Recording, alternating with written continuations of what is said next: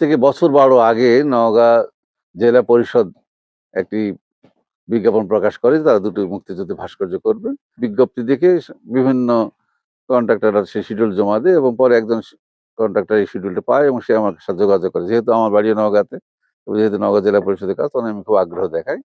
তারপরে ও এসে বলে, "স্যার এরকম ৬ ফুট লম্বা দুটি মুক্তিযুদ্ধের ভাস্কর্য আমাদের দরকার।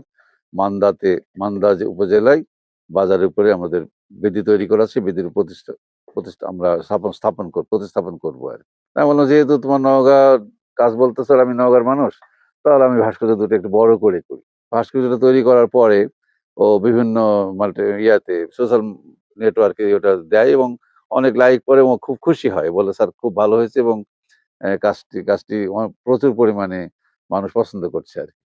কিন্তু তার ৭ দিন পরে এসে আমাকে বলে, "স্যার আ সরকারি শিডিউলে স্টেনলেস স্টিলের ভাস্কর্য করার কোনো নিয়ম নাই। হয় মুরাল করতে হবে, না হলে সিমেন্টের ভাস্কর্য করতে হবে আরকি।" এই ভাস্কর্য দুটো আমার কাছে দীর্ঘ ১২ বছর ধরেই ছিল। অনেক সময় ভাস্কর্য দুটো দেখে অনেকেই বলেছে, "স্যার আমরা এটা কিনতে চাই।" অনেকেই আগ্রহ দেখাইছে। কিন্তু আবার যদি আগ্রহ হয়, মানুষ সাধারণত আ ভাস্কর্যের ব্যাপারে খুব বেশি আগ্রহ প্রকাশ করে না।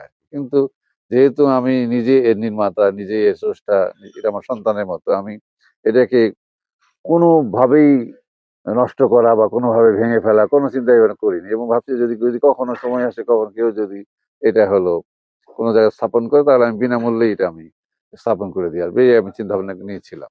তো আমি জানতাম না যে এরা হলো ভাঙড়ির দোকানের লোক বা কি লোক বা এদের কি উদ্দেশ্যটা। যাই হোক, আমি তাদেরকে দিয়ে দেই এবং তারা নিয়ে গিয়ে বিনোদপুরে সড়কের উপরে রাখে এবং এটা ভাঙড়ি দোকানের সামনে।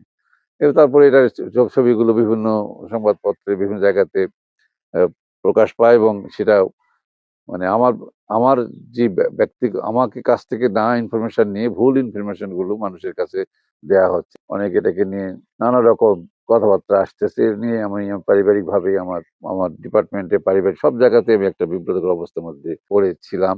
তখন আমি জোর করেই ভাস্কর্য দুটোকে আমি আমার নিজের কাছে